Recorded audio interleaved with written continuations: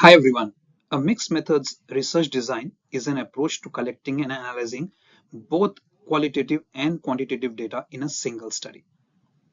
Mixed methods design allow for method flexibility and can provide differing and even conflicting results when you combine qualitative with quantitative data. Examples of mixed methods research design include convergent parallel, embedded design, explanatory sequential, and exploratory sequential, something that I'm going to explain in today's video. By integrating data from both quantitative and qualitative sources, researchers can gain valuable insights into their research topic. For example, a study looking into the impact of technology on learning could use surveys to measure quantitative data on students' use of technology in the classroom, and at the same time, interview or focus groups can provide qualitative data on the students' experiences and opinions. Researchers often struggle to put mixed methods research into practice, as it is challenging and can lead to research bias. Although mixed methods research can reveal differences or conflicting results between studies, it can also offer method flexibility. Designing a mixed method study can be broken down into four types: convergent parallel, embedded design, explanatory sequential design, and exploratory sequential design. Let me take you through all four of them with examples so that you can understand how you can adopt any one of them. The convergent parallel design is when data collection and analysis of both quantitative and qualitative data occur simultaneously, but they are analyzed separately, of course. This design aims to create mutually exclusive sets of data that inform each other. Let me give you an example.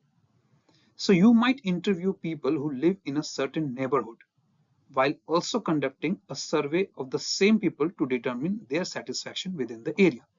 Let's say some migrants or immigrants who have come in from Syria have been settled into a locality in Australia. Now you can interview these people as to how are their experiences in that locality which has been allotted to them. Do they have facilities to support their lifestyle? Do they have jobs? Are people treating them with respect?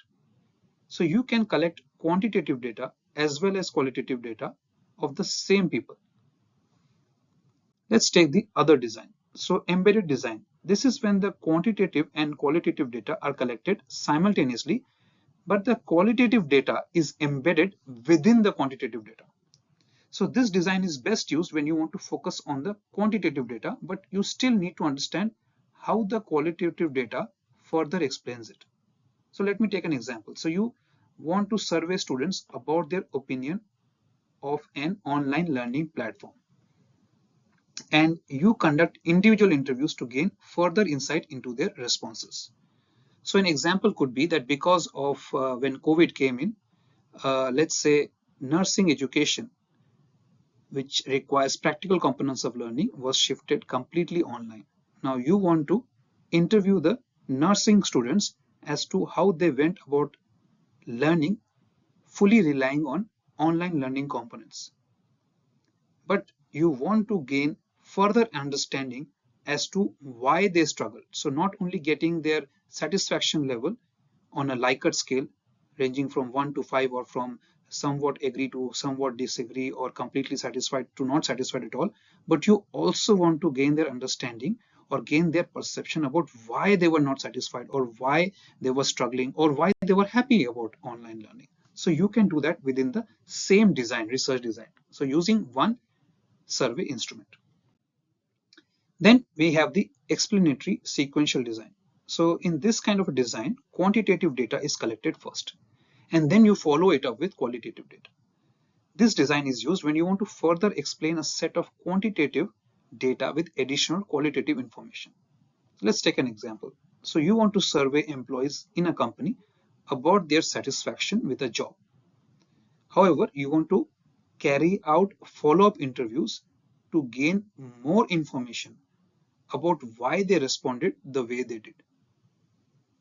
So not only do they tick the boxes or tick the circles on the left side of the employee satisfaction survey, but you go deeper into it by carrying out a qualitative survey, by finding out the reasons as to why they either agreed or disagreed or chose the neutral response. Finally, you have the exploratory sequential design. I have just realized that I'm struggling to pronounce exploratory. So something wrong with my mouth. Sorry about that. So the exploratory sequential design will collect qualitative data first, followed by quantitative data. So this is how it differs from explanatory. So in explanatory, the previous slide, we collected quantitative data first and then followed it up with qualitative. However, in exploratory sequential design, you first collect qualitative data and then follow it up with quantitative data. This type of mixed methods research is used when the goal is to explore a topic before collecting any quantitative data. So let's take an example. So you want to study how parents interact with their children by conducting interviews and then probably use a survey to further explore and measure these interactions. So let's say you have interviewed parents on how they interact with their children, and you found out that parents who have work, they struggle to interact with their children compared to parents who are always with their children. So parents who are spending a lot of time away at work or travel, they struggle to form a bond, and compared to parents who are always at home with their children. So from here you identify some themes, and then you want to probably carry out a correlational research as to certain behaviors associated with children whose parents are mostly away from home compared to behaviors observed in children where parents are mostly at home.